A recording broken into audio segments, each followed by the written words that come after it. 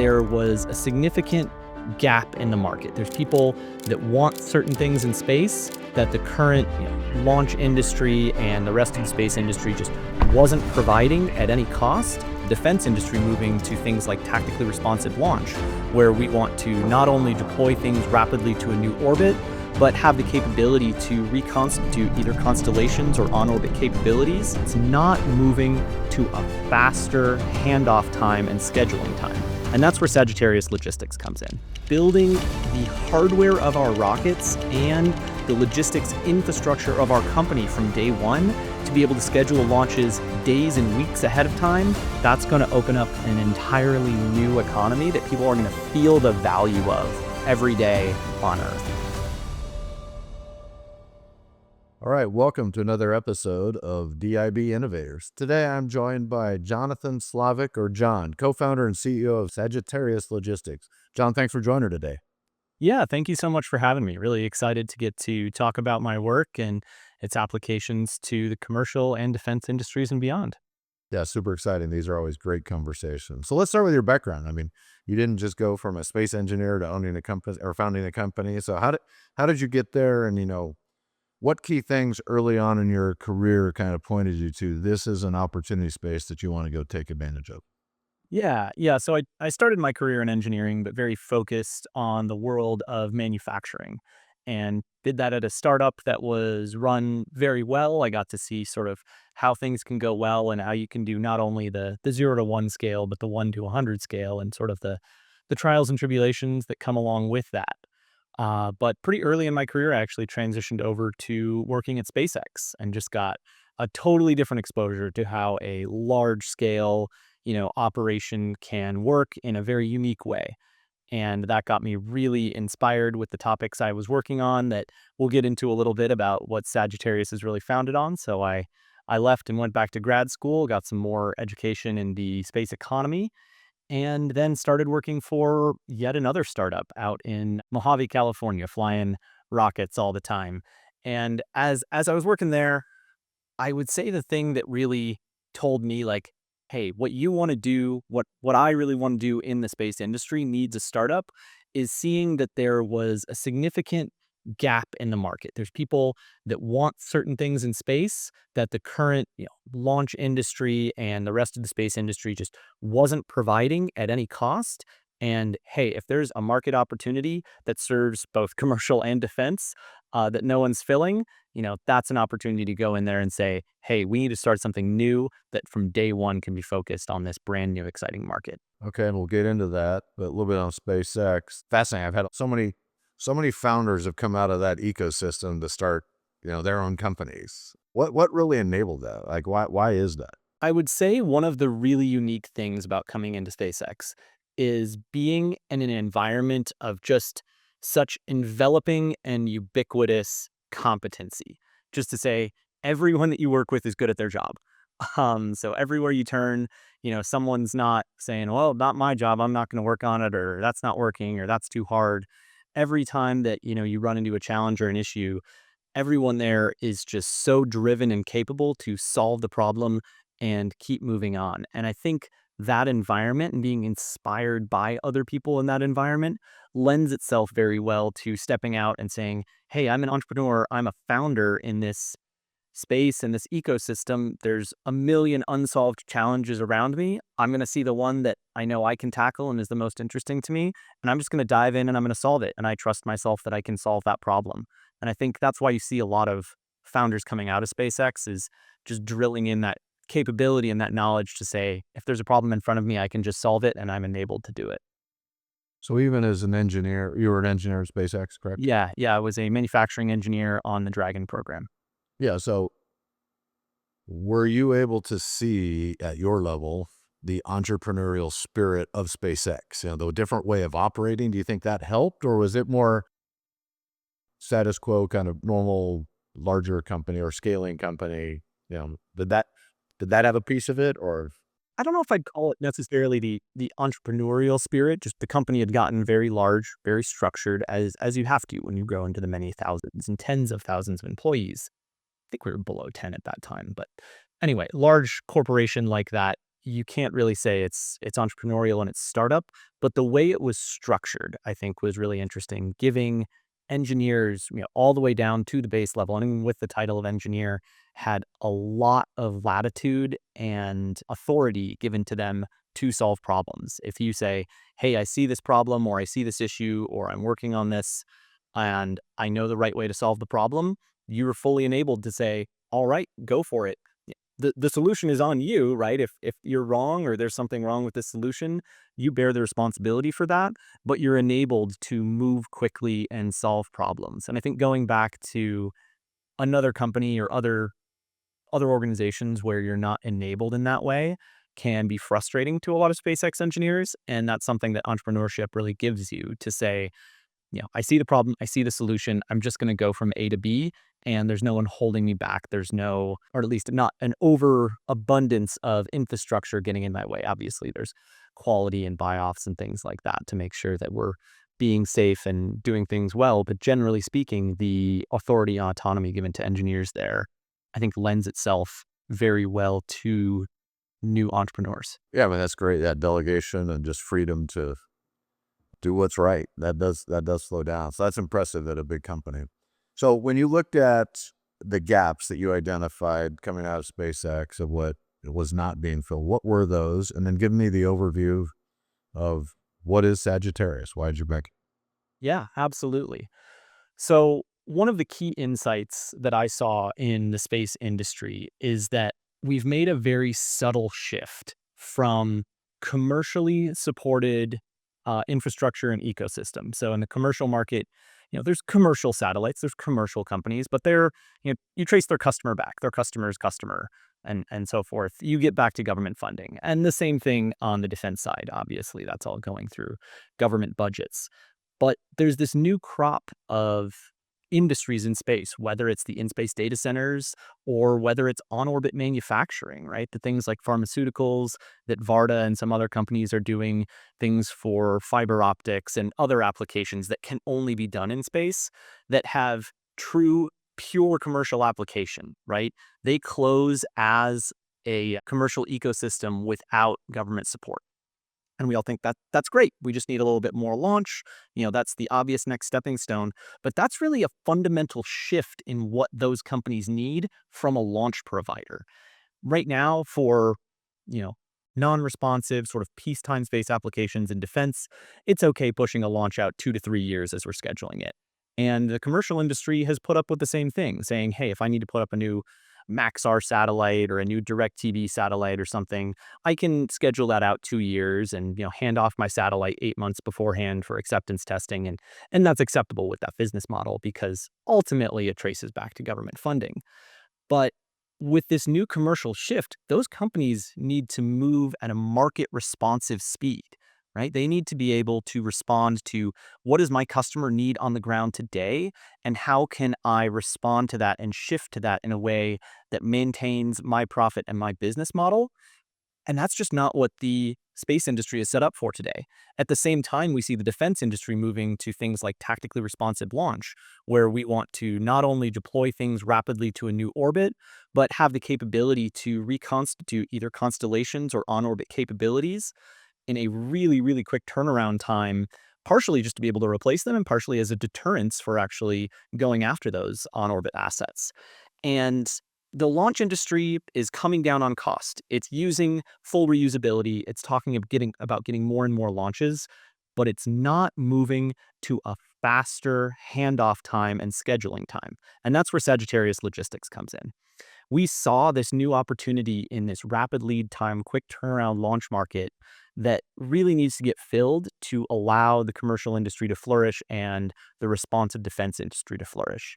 And Sagittarius Logistics is an orbital launch company, an orbital launch provider that is building the hardware of our rockets and the logistics infrastructure of our company from day one to be able to schedule launches days and weeks ahead of time and have payload handoffs that we measure in hours or days, not months. So that's where Sagittarius is set to really enable this new part of the market through a lot of our design and IP with our rockets to be able to service that more responsive capability need. So for those listeners that don't know, or for myself, what specifically then what do you do? So I want to launch in a day. I'm picking a number, but whatever it happens to be when you guys are full. I come to you, you're able to do it. So what have you built then? You're actually building the rocket? Are you working with the launch facility? Are you building your own launch facility? Like, what are all the pieces that make your vision come to fruition? Yeah, all of the above, but let me get into sort of the basics of what's different about what Sagittarius is doing. So, to really the launch industry has been going after two key pillars of launch. It's full reusability and it's daily launch. And we fundamentally agree with that. SpaceX is going for that. Stoke is going for that. A number of the other providers like Rocket Lab and some of the other legacy providers are also going after that, less on the full reusability side. But all of those companies are going directly after full reusability from full scale orbital vehicle first, right? So they're building, let's build all the way to scale. Let's make it fully reusable, and we'll figure out how to do operations on the back end. Really, when we looked at that market, we saw, hey, based on my experience and my co-founder's experience, we all worked together at Maston Space Systems, which was the first commercial reusable launch company. The first commercial rockets that are reusable rocket flights were the things that Elon looked at and said, hey, this propulsive landing thing could work. Let's try that. But also what we did is fly the most flights on a single airframe to date for rockets, over 200, and do things like flying a dozen times, 12 times in 5 days with the same crew. So we've seen the challenges associated with high cadence operations for rockets, and we know that that's the more challenging part. So we're really building for that full daily launch capability first with some smaller scale vehicles and then scaling those up to orbit. And really what allows us to do that rapid turnaround is some of our IP in software control and some of the hardware design of our orbital launch rockets. We're building the whole vehicle that allow us to actually abort the vehicle without destroying it. We're able to land, we're able to recover a payload if there was some anomaly during launch, and we're able to get that payload back and check it out. And what that means for us is we can shorten the testing window, right? If you're launching on a Falcon 9, they want your payload 6 months early to check, every corner of the envelope. Everything that could possibly happen is accounted for. Every T is crossed, every I is dotted. Because if something goes wrong in the launch and it's your payload's fault, you lose your payload and they lose their rocket. It's a very expensive endeavor. So rocket launches are scary and difficult. We want to make sure that we're 100% there. What Sagittarius is able to do is say, hey, if there's something goes wrong on the launch because your payload wasn't, exactly built to spec, or one of your suppliers wasn't as reliable as they needed to be, at worst for us, it's a week of delay because we're able to land and try again. And that means we're able to massively shorten that window from you hand off the payload. We double check that everything is right. We put it on the rocket and we're able to go. And also because we're building to that full reusability first and second stage, we have a fleet of vehicles that's going to be able to be in constant operation. So if you have a reason that, hey, I was booked on Wednesday, but we need to check a couple more things, yeah, we'll bump you to the Friday flight. Much more of an airline model for launch rather than the rocket launch model that we have today. You'll hear people at SpaceX talk about operating rockets like airplanes, and they're getting there to an extent, but we're still sort of stuck in this old school scheduling model where your satellite, whatever you're putting in space, gets booked on a specific rocket, and whenever that rocket is ready to go, that's the one you're going on. If the rocket is delayed, you're delayed too. Because of our rapid turn capability and rapid integration and de-integration capability, we're going to be able to book you much more like you do on an airline where, hey, I've got a window seat on the 4 o'clock to Seattle. If they have to swap out planes for a mechanical issue, that doesn't affect me as a passenger. That's really what the key IP and technology that we're developing at Sagittarius Logistics allows us to do.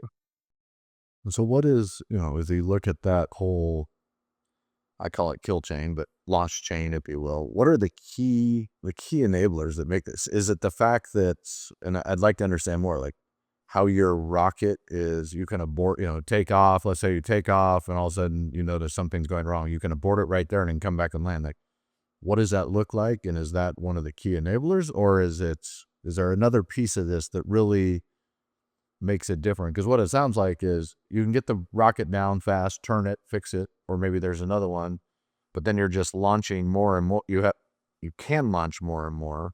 based on customer flow? I'm trying to understand where your real value I mean, I understand conceptually what it is, but like, what does that look like in your design of your company? Yeah, so there's two things I would say enable our ability to launch more frequently and enable these new markets. One is that non-destructive capability when we are going to abort. That gives us two key factors. One is the shortened timeline, right?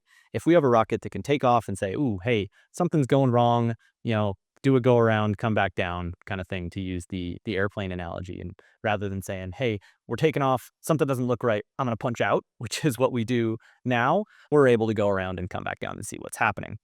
And that gives us two real key unlocks. One, I went into a little bit with being able to drastically shorten the lead time of you hand off your satellite, we put your satellite in space. The other one is the launch facility side of things. So everything right now launches out of the Cape and Vandenberg. Wallops is coming online, but generally speaking, that's where everything launches out of, and they are packed to the gills out there. It is so hard to get a launch slot.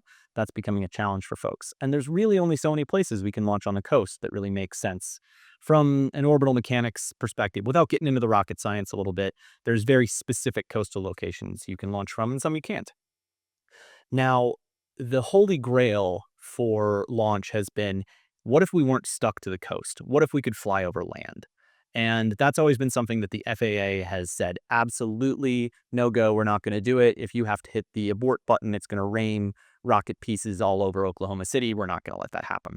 So that's saying putting launch sites in places like Texas, New Mexico, Colorado, Oklahoma, Kansas, all along the Great Plains, where it allows us to really open up the availability of launch and not get stuck in those traffic jams at the Cape. And not only is that key for us commercially to be able to fly as much as our customers want to, the orbital data center market alone is going to have multiple launches per day. And I think the pharmaceutical manufacturing world is not going to be too far behind it. But inland launch has also been just this, pie in the sky, like ultimate goal for national defense as well. So folks like the Air Force Research Laboratory and the Space Force have been working on things like inland launch and distributed launch capabilities. Because if there's ever a bad day in space, the very first thing that's going to happen is there's going to be a little fishing boat off the coast of the Cape with some EW equipment, and we're not going to be able to launch out of there. That's all that needs to happen. I mean, obviously, you can imagine more scenarios beyond that, but even that would completely shut down our ability to operate and deploy in space. So, being able, from a national security perspective, both to have short responsive lead times and distributed inland launch capabilities that can't be easily brought offline, that is a huge win where we see a significant alignment between commercial demand and national security needs, where we can have a single product that addresses both. That makes a ton of sense. So your vehicle, your rocket launch vehicle, what's designed different? Are you doing the same, land a pencil back down if something goes wrong? Does it have wings? Like, what is the key that enables you to be reusable that quickly, to be able to abort, if you will, go around the pattern? As for the reusability, yeah, I mean, I think the technical solution has effectively been proven out. For first stage reuse, you land it like a pencil and land propulsively. The way that we did it, at Maston back in 2009, and that SpaceX has taken from there, and that everybody else has followed along that path. And then second stage reuse, I will admit, is a significant technical challenge, right? What SpaceX is doing with Starship is certainly kind of the main solution that people have been thinking about for a while: aerodynamic reentry and then flip around to a propulsive landing. Stoke is doing something similar with transpiration cooling. We have a very similar solution using a different TPS solution than tiles. So I think the overall landing architecture and vehicle architecture is pretty well solved. The thermal protection solution that folks are going to use is sort of an up in the air question. I think there can be multiple correct solutions there. We're really focused on leveraging a lot of the technology that's been designed, hypersonics materials, leading edge stuff like that. Stuff that was, you know, prohibitively expensive when you look at things like the space shuttle back in the day, but is now, due to changes in manufacturing technology, much more attainable for even a startup like ourselves. And again, you may have said it. Sorry for being a dumb knuckle dragon fighter pilot. If you are, you know, if you're using the same technology, why can't, uh, you know, Is it because you're building small iterations and you've tested the ability to abort and come back land with, like, let's say you still have 80% of your fuel on board. You've already tested those scenarios, and so you've proven the ability to do that by, say, and you're building that from the ground up, vice, SpaceX, using them as the example. They just never have gone through those iterations, so to try to backdoor them into that capability would be very challenging. Yeah, yeah, that's kind of our direction, was saying daily launch capability and, abort scenarios as our first pillar, and building that in from day one and then scaling to orbit allows us to make all the engineering right decisions, right? You make 10,000 decisions as you're designing something, whether it's an airplane, whether it's a rocket. You start with some assumptions and you build around that. And if your core assumptions are incompatible with a later capability, that's not something that you can just tack on the side and hope for the best later. And that's something that we've seen with Starship. SpaceX has moved well beyond a lot of the decision making that allows them to do that kind of abort scenario. Same thing with Stoke, and same thing with a lot of the other competitors in the space. So I guess there's two sides. One is that technical side where, they've just gone along a path where I don't want to say they can't. Obviously, anything can be done if you put enough engineering time and money behind it to make that switch. But another thing that we think is really critical is the way that they've built their business structures, right? These new markets that need high frequency, low lead time launches have a different business model and market structure than the current customers in space today. And these companies that currently exist, the competitors to us, are built to service them from a business perspective, right? They are set to make money on what the margins and lead times of today's launch is, but not on what tomorrow's launch is. And shifting all the structure, whether it's the technical changes, whether it's the business operation changes, everything they would need to do to switch over to this new market, every step of the way, they lose money on that. Every step of the way, they're losing out on, hey, if we're still serving this other customer, these other guys still want to keep paying us. Why would we transition? And that's something, this is basic disruption and entrepreneur stuff. Christensen books and all that have talked about how there's disruptive markets where incumbent players are not incentivized to switch over to the new market structure. And that's part of kind of going back to your first question. Why does this need to be a new company? Why didn't I just go back to SpaceX and say, hey, let's address this problem head on? That's not the right structure to do it within. It needs to be a new company that is set up day one to go after these short lead time customers, both hitting them from a cost perspective and a service perspective. And that's really what Sagittarius is built for from day one. Makes a lot, resonates. I mean, radical. Most cybersecurity has been for enterprise, right? That's the big seven-figure checks. We've designed for SMB, which is a very different. And so the incentive nature for the big dogs, if you will, to come down market doesn't really exist. But there's big market there, and people need help. Small businesses do not get cybersecurity delivered as they should. No, it's definitely something we've got our eye on as a, starting out defense contractor. It's like, boy, making sure that we're set up right from day one is expensive and difficult. But it's also something that, all of the co-founders, there's four of us in the company, that we've all been in industry. We've seen the good and the bad of how companies are founded, and it's allowed us to sort of skip a lot of the trial by error decision making and how we set the company up, and what we spend on, and what we do day one, cybersecurity being one of them. That's great. So how long have you guys been around? We've been incorporated for about 6 months now. So David Maston and I have been kicking around this orbital data center idea for over a year.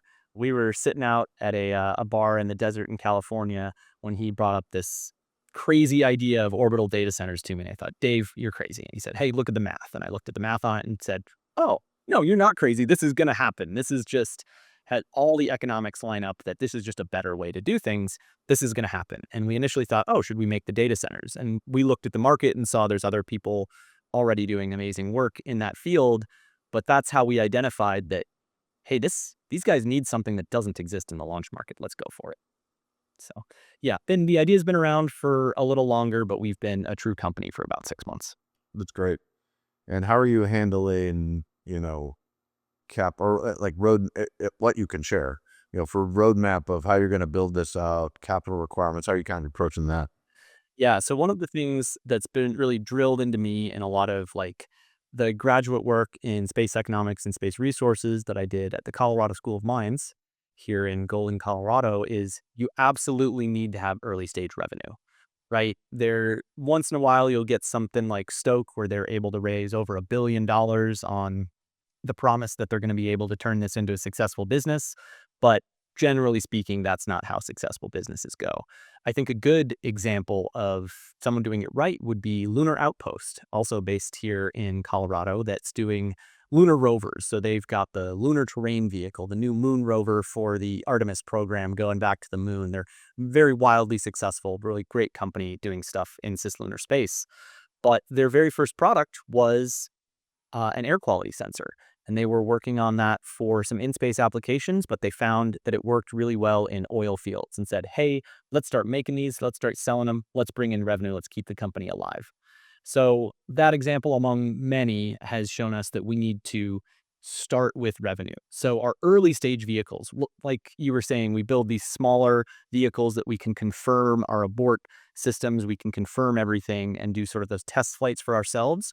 We're keeping those alive as revenue generating business lines because there are a lot of other customers, a lot of them in the government, who want the ability to test on hovering rockets, whether it's companies that want to test their software, like JPL was able to test software for their Mars landers on hovering rockets back at NASA and Space Systems, or people who have landing sensors, or let's say GPS denied environment sensors that they want to make sure interface correctly on tools like this. They're able to fly with us, so we're able to book out a pretty deep customer pipeline there and realize pretty significant revenue early on, and then use that revenue as a base for the company and raise more to be able to scale and go to the next phase where we're doing suborbital testing.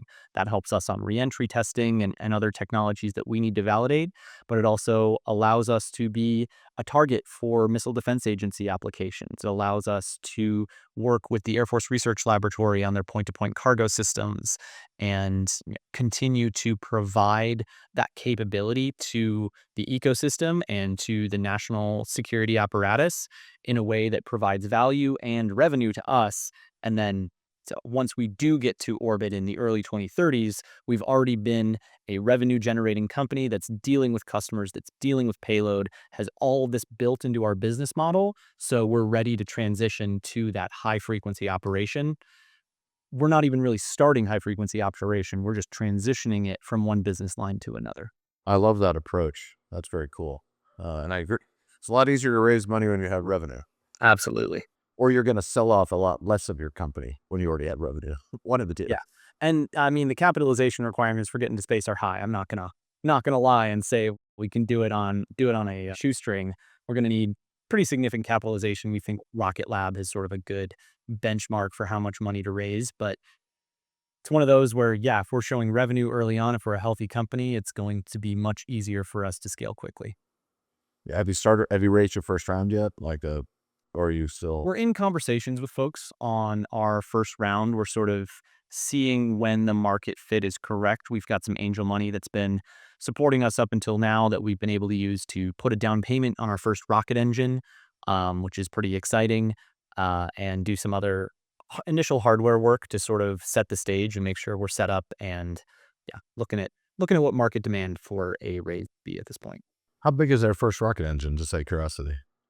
It is 2,000 pounds methane oxygen full flow stage combustion engine that once we've paid fully for the engine and we've taken delivery on it, we're going to talk more about our supplier. They've asked to keep things a little bit under wraps for now, but they're out in the industry and with that information people can figure it out if they're really curious. No reason to piss off a supplier right now. So how do you look at, there's a lot of AI buzz, autonomy.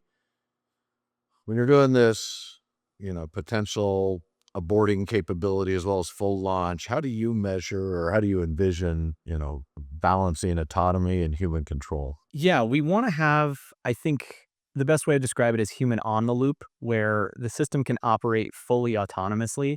There's a great quote that I think goes back to Elon in describing the internal design of the Crew Dragon vehicle of, this vehicle should be able to be piloted by a man and his dog, and the dog is only there to make sure the man doesn't touch anything. We want to make sure that we have the ability to do autonomous operations that can spot things that a human operator is not going to be able to. Right. So part of having those early stage vehicles flying every day, flying customer payloads, suborbital vehicles flying all these customer payloads is we're going to have hundreds and hundreds of flights of flight data that we're going to be able to collect from sensors all over the vehicle and start building up a really significant database of, what is the engine doing at every phase of flight? What is the structure doing? How is it oscillating? How is it moving? All of that. And that data becomes a training set for ourselves internally. A lot of times when people are talking about AI these days, they're talking about LLMs. And then that's something that skilled operators as well are going to be able to spot. So I don't want it to be fully autonomous. I do want someone to have the experience of being out there, saying, hey, winds aren't right today, or, I don't like the way that vehicle's behaving. Let's bring it back and try it again. There's that human intuition that is, really difficult to replace. And I think pairing that in a powerful way with the capabilities to spot things early in pattern recognition and machine learning is something we're really excited about in terms of lowering, the risk of failure in launch and ultimately lowering costs. It's great. Pivoting a little bit more to the discussion of national security, DoW, space. I would think the resiliency of launch is super high priority based on, to your point of EW or pack of 1,000 drones go and take out all our space coast from a container ship. Have you engaged with them? Are they aware of what you're doing? Are there other competitors in the space? Yeah, we're very engaged with groups like SpaceWorks, Space Force, and AFWorks, the Air Force, as well as the Air Force Research Laboratory. All of those groups have things like Assured Access to Space, AATS, as well as Tactically Responsive Launch, the TACRS program, where we're looking at both resiliency and rapid response time, right? We think our solution is doesn't really go around, but it's a totally different solution to the way that those programs are done right now. So a lot of the investment up to this point has been creating bespoke defense solutions where launch capabilities are, stored in a shipping container or rockets are kept on ice in a warehouse somewhere. And we've sort of demonstrated the ability to rapidly call those up and use them to get something into space quickly or do something in a distributed location if the other launch sites aren't available. But I think there's a lot of wisdom in the push within the defense and national security communities to move to commercial procurement because those bespoke capabilities have the limitation of one, they're very expensive to bring online. They don't get used a lot, so teams don't have practice with them, and they have a very limited depth of magazine. Right? If you've got 3 rockets that you can launch responsively, you know all someone needs is 4 anti-satellite weapons, and they've saturated your system versus commercial procurement allows us to take something like Sagittarius, where we're launching every day or multiple times per day. We're operating like an airline. And for Air Force or Space Force to come to us and say, hey, we need to rapidly reconstitute all of these capabilities. We need to get them online right now. And they're able to step into our flow and step directly into that fully reusable chain that has been kept fresh and highly capable and optimized by the commercial market. So we've got a commercial capability that can be transitioned to a national security capability very quickly. It's not something that we have to turn on. It's not something that we have to do crew proficiency training with. It's just something that we can start using immediately and that has an unlimited depth of magazine, right? As quickly as you can produce satellites, we can put them on orbit because that's already what we're set up to do for the commercial ecosystem. Yeah, and in those distributed launch, facilities, are they significantly different than, or help me understand the difference between like Cape Canaveral, if you will? You put this in, middle of Oklahoma, the kind of, as you mentioned earlier. Does the facility and what you're designing, is there a material difference in how you're incorporating this into your plan? Not significantly. Think of a space launch complex, a slick at the Cape. One of the important characteristics it has is that there is water to the east of it. We're able to get rid of that consideration. Otherwise, the build out is functionally pretty similar. Okay. That's good to know. What are, just to change again just a bit, biggest misconception people in defense have about commercial space industry? I think this has been my experience selling to the government, both on the civil and defense side, is that government has this perception that we're special and we have special needs and we have special requirements and we're going to grind this program to a halt so we can, change two little specifications or whatever we're doing. And I think moving to a commercial procurement mindset and saying, what do I actually need to accomplish? What is the goal I need and what exists in the commercial ecosystem to do that is really going to help. I think the misconception is that applications for military and national security space are fundamentally different than they are for the commercial market. And I don't think that's true. There are things that national security needs to do that don't have a commercial market, things like high mass geostationary orbit deployment, right? If you have a National Reconnaissance Office has a big observation satellite that's the size of a school bus, not really anyone in the commercial ecosystem that needs that kind of launch. So that's where you see vehicles like Vulcan bringing their value from ULA. They're really the only player in town for that. Nobody else, Starship, Falcon Heavy, nobody else is set to go to those orbits.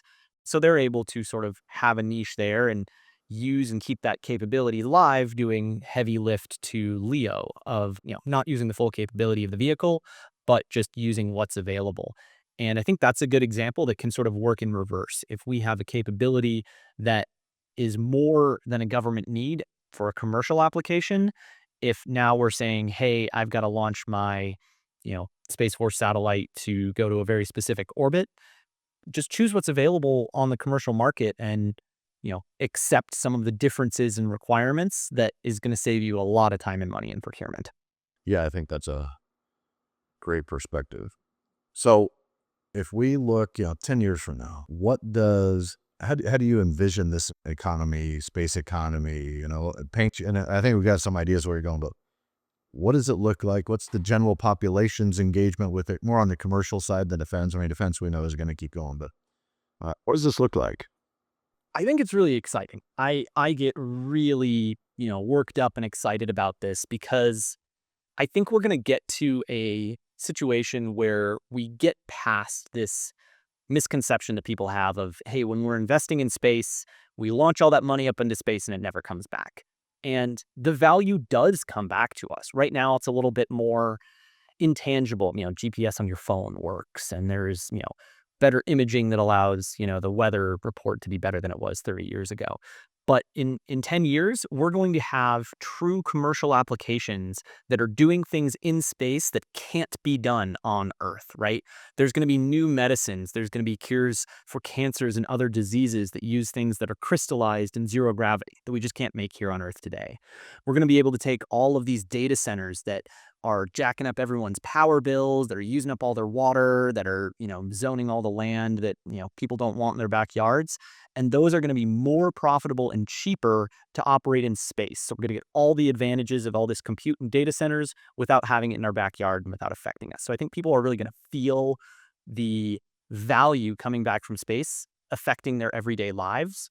But what gets me most excited is really related to last week's NASA ignition announcement that we are going back to the moon to stay, and the new architecture that Administrator Isaacman has been talking about, I think is really going to inspire people. One of the things that I'm particularly excited about was the announcement about lunar hoppers, as he calls them, on the lunar surface for doing transportation between different locations that astronauts need to operate. Right now, we drive really slowly in these, rover Jeep things on the moon, and it's a huge challenge.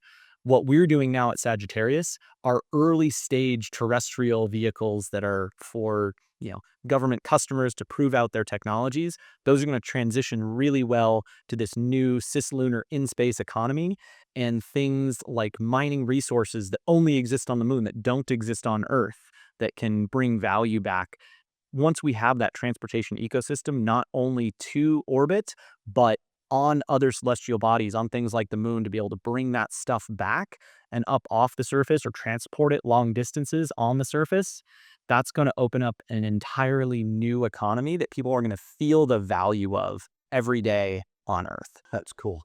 Well, let me ask you, would you go, let's say we open up life on Mars, would you go live there? I don't know if I'd live on Mars. I would go visit the moon, definitely. Do you think, I mean, because this is one of the things, Elon, and there's lots of people that talk about, living out in space beyond our planet. Who would sign up for that?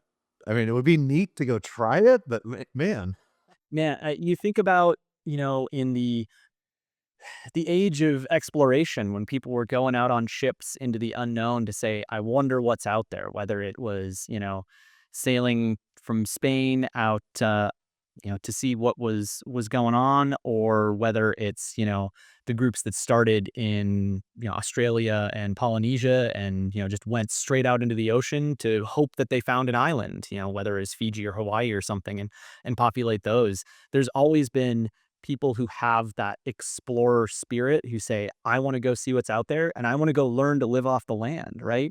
If we're going to Mars, we can't bring everything with us. We're going to have to learn to use what's there. And I think that really inspires me about what we can learn to do with those limited resources, right? We find those people with their explorer spirit, and we have armies of engineers back here on Earth supporting them and building them the best ship to get out there and helping them learn to live off the land. And, we can't waste anything when we're there, right? We don't have very much food. We don't have very much oxygen or water. We have to fully close those loops and learn to pull in different things.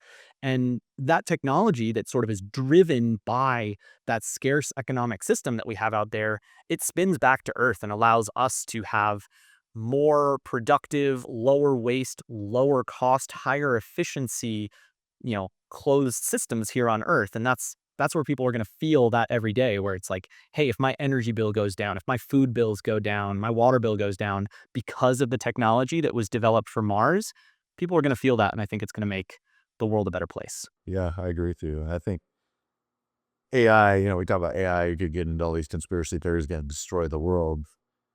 And there may be some big consequences, but I think the thing that will enable, extraterrestrial, living outside of that will be the thing, the big push, that I think will be interesting to see. But Yeah, I mean, the scale is just phenomenal, right? We have the Earth is very big. There's a lot of resources here, but the resources of the moon and Mars and the asteroids and beyond are just so far beyond what we can conceptualize that the scale that, AI is going to allow us to get to, both in terms of compute, but also just manufacturing and sustenance and material scarcity, the ability for us to scale further out into the solar system is just so exciting. And yeah, I think you're right. It's going to be an enabling capability that, is just going to make things better for everyone. yeah, it'll be fascinating.